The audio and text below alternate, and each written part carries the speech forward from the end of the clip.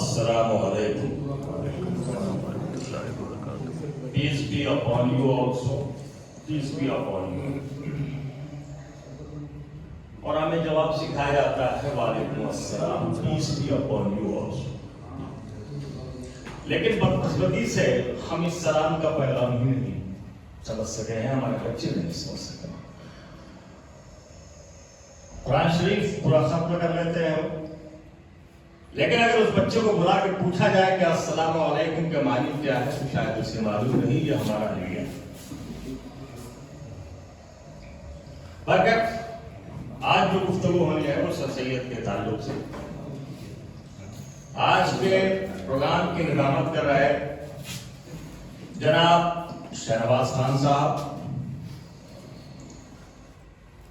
Farmer labour commissioner. آج کے programme میں خصوصی طور سے شامل جناب ڈاکٹر عاصم ظفر صاحب، جناب پروفیسر رضوان صاحب، جناب اختر صاحب، جناب احسان صاحب، جناب جاوید ملک صاحب، جناب منور فکری صاحب، جناب فیضی صاحب، اور جناب جعفری صاحب، جناب نجم الدین بھائی صاحب، اور جن لوگوں کا میں نام بھول رہا ہوں معذرت چاہوں گا. آج پرسوں ہی گفتگو ہوئی اس سلسلے میں کہ لوگ بات تو کرتے ہیں اپنے ڈرائنگ روم میں بیٹھ کر کہ ملت کا یہ حال ہے، ہمارا سماج تعلیمی طور پر، سماجی طور پر، تہذیبی طور پر بکھراؤ کی طرف ہے. لیکن سوال یہ اٹھتا ہے کہ اس کا ذمہ دار کون ہے؟ ہم ہمیشہ اغیار کو الزام دیتے ہیں، دوسروں کو الزام دیتے ہیں. کیا کبھی ہم نے اپنا گریبان جھانکا ہے کہ ہم نے سماج کے تعلق سے کتنی ذمہ داری نبھایا؟ ایک سر سید علی گڑھ مسلم یونیورسٹی قائم کر کے چلے گئے تو صرف علی گڑھ مسلم یونیورسٹی ہی نہیں قائم ہوا، بلکہ اسی علی گڑھ مسلم یونیورسٹی کی بدولت جامعہ ملیہ اسلامیہ قائم ہوا، اسی جامعہ ملیہ اسلامیہ کے بدولت جامعہ ہمدرد قائم ہوا. اور اس کے علاوہ یوپی، بہار اور جھارکھنڈ کے اندر میں ایون جمشید پور میں کنیکٹ سٹی کالج اور الکبیر پولیٹیکنک کالج ہمارا جو آپ کو نظر پڑا، سارے کے سارے علی گڑھ موومنٹ کی دین ہے. وہاں سے پڑھ کے جو طلبہ نکلے انہوں نے اپنے اپنے علاقے کے اندر تعلیم کو پھیلانے کا کام کیا. لیکن یہ لارجر پیمانے پر نہیں ہو سکا، بڑے پیمانے پر نہیں ہو سکا. اس کی وجہ یہ ہے، دو وجہ ہیں. ایک وجہ تو وہ لوگ ہیں جن کو عوام سنتی ہے، 3-4 گھنٹہ تک وہ برستے رہتے ہیں، ان کو عوام سنتی ہے، لیکن ان کا ذکر فلاح کی طرف نہیں ہے، ان کا ذکر تعلیم کی طرف نہیں ہے، ان کا ذکر نوجوانوں کو جگانے کی طرف نہیں ہے، ان کا ذکر ایک تہذیب یافتہ معاشرہ بنانے کی نہیں ہے جو خواب سر سید کا تھا.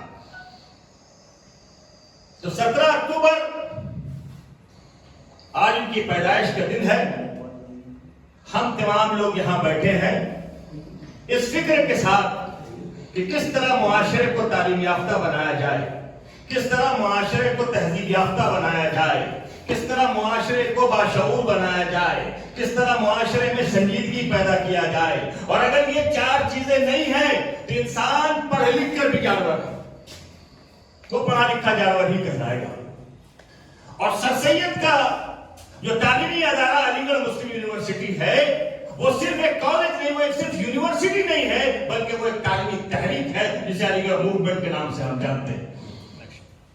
اور اس موومنٹ کا مقصد ہے آپ کے اندر تمام بیداری آ جائے تاکہ آپ اس ملک کے باشعور شہری کی حیثیت سے جی سکیں، ملک کے کنسٹیٹیوشن کو سمجھ سکیں اور ملک کے اعلیٰ کرسیوں پر فائز ہو کر اس ملک کی خدمت کر سکیں، اس دیش کی خدمت کر سکیں. لیکن بڑا پولیٹیکل گیپ ہے.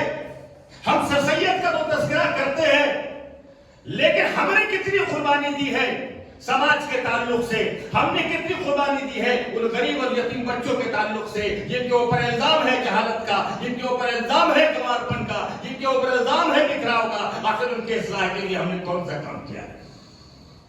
یہ سوالیہ نشان ہے۔ سر سید ہی تھے جو تنقید کے بجائے تنقید ہو رہی تھی سر سید کے اوپر، مرتد تک کہا گیا، ملحد تک کہا گیا، کیا نہیں الزام سر سید کے اوپر لگا؟ بس چلتا تو وہ سر سید کو اکھاڑ دیتے، لیکن سر سید ایک چٹان کی طرح، ایک مضبوط چٹان کی طرح، ایک آئینی دیوار کی طرح ڈٹے رہے۔ اس کا صلہ یہ ہوا کہ اگر ایک طرف مخالفین کی تعداد تھی تو دوسری طرف سپورٹ کرنے والوں کی تعداد بھی بڑھتی گئی۔ وقار الملک اس سب میں شامل ہوئے، راجہ جے کشن اس سب میں شامل ہوئے، وزیر الملک اس سب میں شامل ہوئے، اور بہت سارے نوابان اس ملک میں شامل ہوئے۔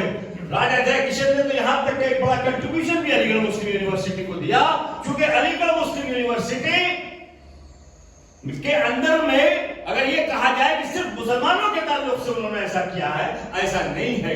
علی گڑھ مسلم یونیورسٹی کا first graduate Aishwarya Prasad, first graduate Aligarh Muslim university کے، اور ایون میں نے تو یہ بھی سنا ہے کہ دلی کے صاحب سنگھ ورما جو چیف منسٹر رہے ہیں وہ علی گڑھ کے پروڈکٹ رہے ہیں، اور علی گڑھیئنس میں آپس میں بڑی محبت رہتی ہے، جو کہ سر سید کے اس تعلیمی ادارے میں آپ کو تہذیب ملتی ہے، آپ کو زبان ملتی ہے، آپ کو گفتگو کا انداز ملتا ہے، اور اقتدار کی گلیوں میں آپ گفتگو کرتے ہیں اور ان کے معاملات کو سمجھتے ہوئے آپ اپنا آرگومنٹ پیش کرتے ہیں۔ اور جس طرح سے جب کبھی کالے بادل لہرائے ہیں آسمانوں میں، تو آپ دیکھیے کہ علی گڑھ کے لڑکے نکل کے آئے ہیں، جامعہ ملیہ اسلامیہ کے اسٹوڈنٹس نکل کے آئے ہیں، جواہر لال نہرو یونیورسٹی کے اسٹوڈنٹس نکل کے آئے ہیں، دہلی یونیورسٹی کے اسٹوڈنٹس نکل کے آئے ہیں، کیونکہ یہ چاروں پانچوں یونیورسٹی، وہ یونیورسٹی راجہ رام موہن رائے اور ودیا ساگر کے ریفارم موومنٹ کی وجہ سے قائم ہوا ہے، اور کوئی یونیورسٹی سر سید کے موومنٹ سے قائم ہوا ہے، کوئی یونیورسٹی مولانا محمود الحسن اسیر مالٹا کے سپورٹ سے قائم ہوا ہے، علی گڑھ جامعہ ملیہ اسلامیہ کے فاؤنڈر بنیاد انہوں نے رکھا۔ یہ تمام چیزیں تو کم سے کم پڑھا لکھا کلاس سمجھتا ہے، انٹلیکچوئل کلاس سمجھتا ہے، لیکن انٹلیکچوئل کلاس کا معاملہ یہ ہے کہ پیٹ پر شکن نہیں آئے، پسینہ چلے نہیں، اے سی میں بیٹھ کے ڈرائنگ روم میں تفریح کے خاطر اپنا دل بنانے کے بعد 10 دوستوں کے سامنے ملت کا تذکرہ کریں گے، اس کے بعد جا کے سو جائیں گے۔ آپ ذمہ داری نہیں ہے۔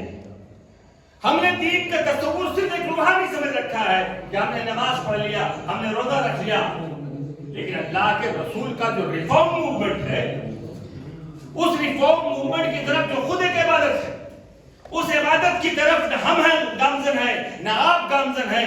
نتیجہ یہ ہے کہ اغیار کم ذمہ دار ہے ہماری بربادی اور تیار ہے، ہمارے حالات، ہمارے کرتوت اور ہماری مجرمانہ روش خود ذمہ دار ہے ہماری بربادی کا۔ سوال یہ پوچھنا چاہتا ہوں کہ علی گڑھ مسلم یونیورسٹی تو بہت دن ہو گیا قائم ہوئے، علی گڑھ کے میرے خیال سے بڑی تعداد میں پڑھنے والے ہزاری باغ کی سرزمین پہ ہوں گے۔ جامعہ ملیہ جمشید پور کے اندر میں تو کریم سٹی کالج آج جمشید پور کا نمبر 1 کالج کراتا ہے، تمام علی گڑھیئنس کی دین ہے۔ الکبیر پالیٹیکنک کالج آج جھارکھنڈ کی ناک ہے، وہ علی گڑھ کی دین ہے۔ دھنباد کے اندر بی ایڈ کالج وہ علی گڑھیئن کی دین ہے۔ دربھنگا کے اندر بی ایڈ کالج وہ علی گڑھیئن کی دین ہے۔ تو پھر آپ کیوں مردہ ہیں؟ آپ کو بھی سمجھانے کی ضرورت پڑے گی، جن پر آپ جاہل ہونے کا الزام لگا رہے ہیں ان کو سمجھانے کی کتنا ضرورت پڑے گی۔ شاید وہ آسانی سے سمجھ جائیں گے، لیکن آپ آسانی سے سمجھنے والے نہیں، کیونکہ آپ اپنی حرام گاہ سے نکلنے والے نہیں، آپ اپنے پاکٹ سے کچھ نکالنے والے نہیں۔ مزاج وہی ہے، گھر جائیے 2 تلہ بلڈنگ بنائیں گے، 3 تلہ بلڈنگ بنائیں گے، دوسری جگہ فلیٹ لے کے خریدیں گے، چوتھی جگہ زمین لے کے۔ اگر پوچھیں کہ معاشرے کے 10 سے 3 بچوں کے سر پر بھی ہاتھ رکھتے ہو تو جواب ہوگا نہیں۔ آپ اپنے 1 بچے کو، 2 بچے کو، 3 بچے کو جب آپ پڑھاتے ہیں تو معاشرے کے ایک اور یتیم بچے کے سر پر ہاتھ رکھ دیجیے، اس کو بیٹا سمجھ، اس کو بیٹا سمجھ کے معاشرے پہ ہاتھ رکھ دیجیے۔ پڑوس میں جھانکیے، کوئی بچہ نہیں ہے اپنے رشتہ داروں میں جھانکیے، اس کو لے آ کے اسکول میں ایڈمیشن کرائیے، اور جو فیس ہے وہ ڈائریکٹ جو ہے آپ بیٹھ کے اسکول کے اندر بھیج دیجیے. سماج ایسے محسوس، لیکن ہم محدود ہیں، ہمارا دائرہ محدود ہے صرف ہم اور اپنی اولاد تک. اور پھر سماج کا رونا بھی ہے، ملت کا رونا بھی ہے، اغیار کی سازشوں کا تذکرہ بھی ہے. تو مجرم کون ہے؟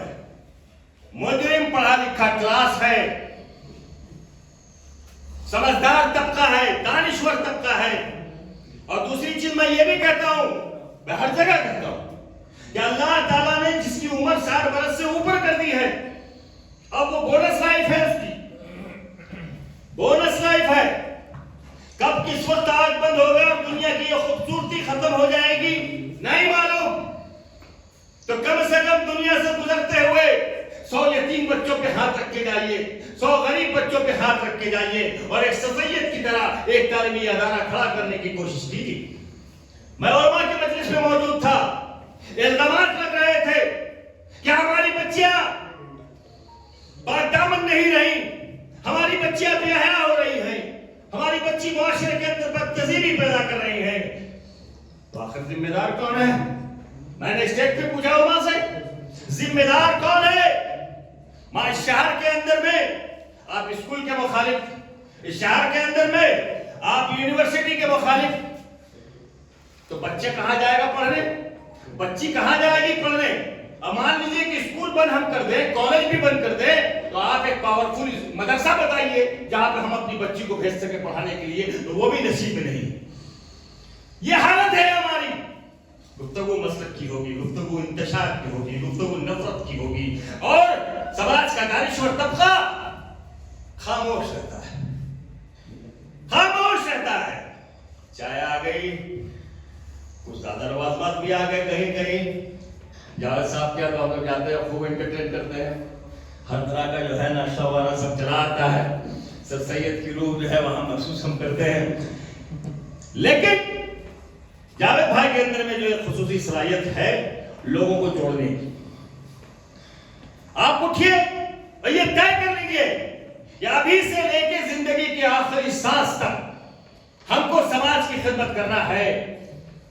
اور اس شعر کے ساتھ حقیقت ہے کہ اگلی نسلوں کو تباہی سے بچانے کے لیے، اگلی نسلوں کو تباہی سے بچانے کے لیے جو بھی کرنا ہے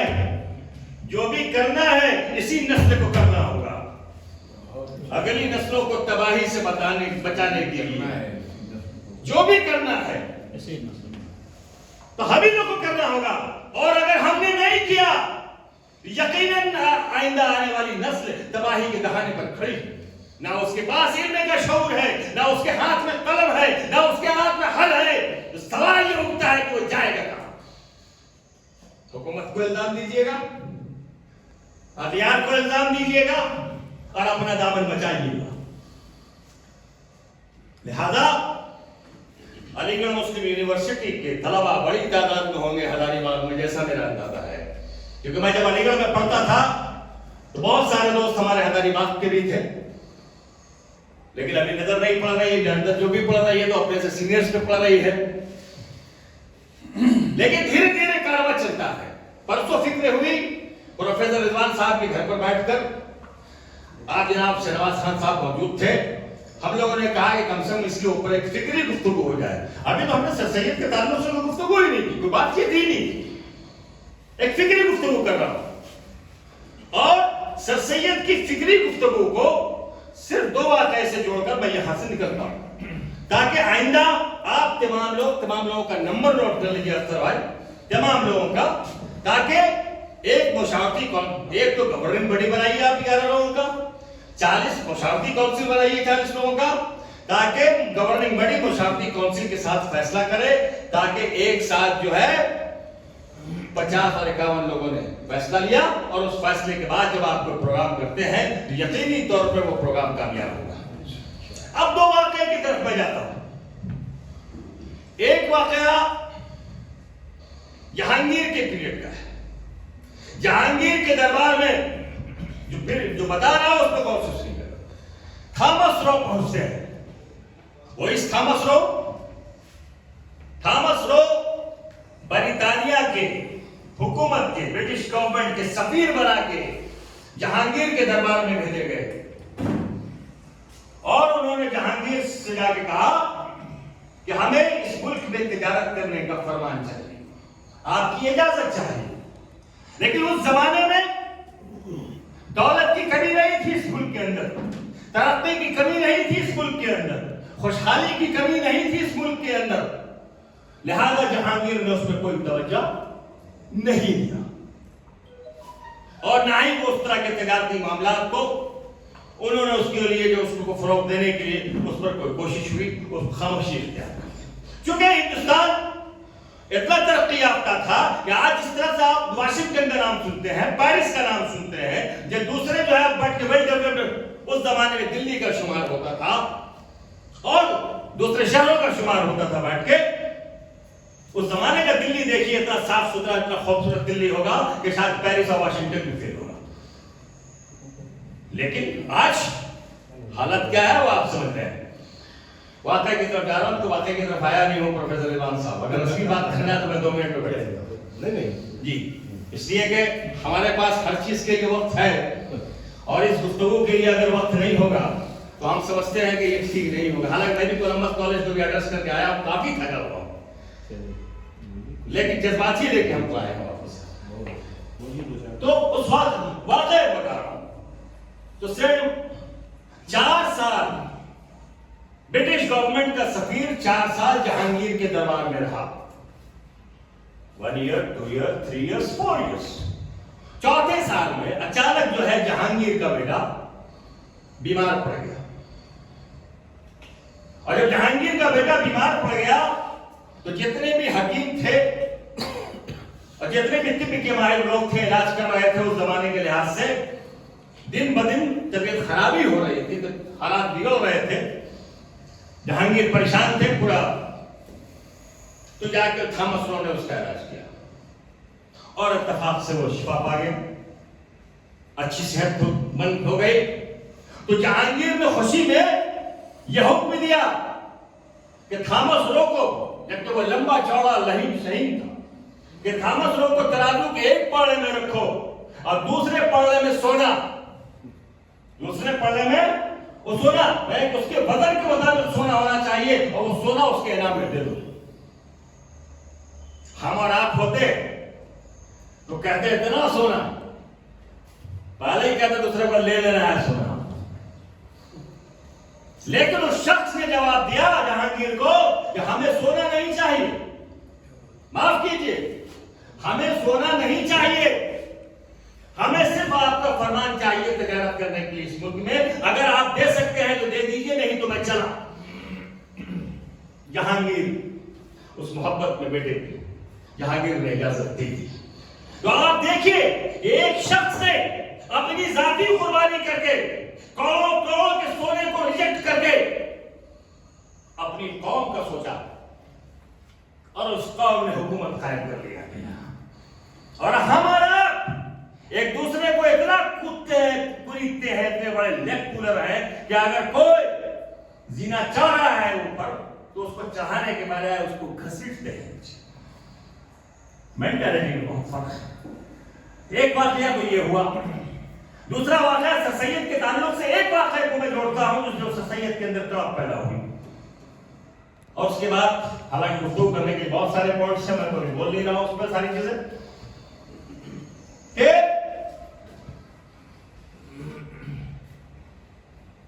حضرت سلیمان علیہ السلام کے پاس حضرت جبرائیل علیہ السلام آتے ہیں۔ حضرت سلیمان علیہ السلام کے پاس حضرت جبرائیل علیہ السلام آتے ہیں، جابری صاحب، اور عرض کرتے ہیں، نہیں، حضرت سلیمان نے دعا مانگی کہ یا اللہ مجھے ایک شاندار سلطنت عطا کر دے، ایک مضبوط سلطنت عطا کر دے جس کی وسعت بہت دور تک ہو۔ جبرائیل علیہ السلام اللہ کے حکم سے سلیمان علیہ السلام کے پاس آئے، اور تو سلیمان علیہ السلام نے پوچھا کہ اے جبرائیل کیسے آنا ہوا؟ کہا کہ میں تو یہاں خالق کائنات رب العالمین کے حکم سے آیا ہوں۔ اور اللہ نے آپ کے لیے 3 چیزیں بھیجی ہیں. اللہ نے آپ کے لیے 3 چیزیں بھیجی ہیں: دولت، شہرت، علم. دولت، شہرت، علم. لیکن ان تینوں میں سے آپ کو ایک ہی کو اپنانا ہے. آپ تینوں میں سے ایک جو چاہے آپ لے لیں، وہ آپ کا ہو جائے گا. بقیہ دونوں چیزیں واپس ہو جائیں گی. بقیہ دونوں چیزیں واپس ہو جائیں گی. تو سلیمان علیہ السلام مسکرائے اور کہا: یا خالق کائنات، یا رب العالمین، ہمیں معاف کر دے، میرے اوپر رحم کرے. ہمیں شہرت نہیں چاہیے، ہمیں دولت نہیں چاہیے، ہمیں صرف اور صرف علم چاہیے. تو جبرائیل علیہ السلام نے شہرت کو کہا، دولت کو کہا: چلو واپس چلتے ہیں، چلو واپس چلتے ہیں. سلیمان علیہ السلام نے تمہیں ٹھکرا دیا ہے، تمہیں تسلیم کرنے سے، ایکسپٹ کرنے سے انکار کر دیا ہے. تو دولت نے کہا، شہرت نے کہا ایک وقت کہ اب تو ہم جا ہی نہیں سکتے، اب تو ہم جا ہی نہیں سکتے. کیونکہ جب ہماری تخلیق ہوئی تھی تو اللہ نے فرمایا تھا کہ اے دولت، اے شہرت، جہاں جہاں علم جائے اس کے پیچھے پیچھے جانا.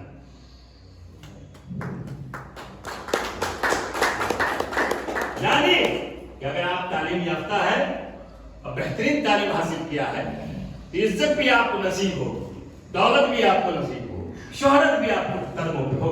لیکن ہم نے سب کچھ کیا لیکن تعلیم سے ہی سمجھوتا کر دیا. ہم اپنے بچوں کو کوالٹی ایجوکیشن کی طرف نہیں دھکیل پائے.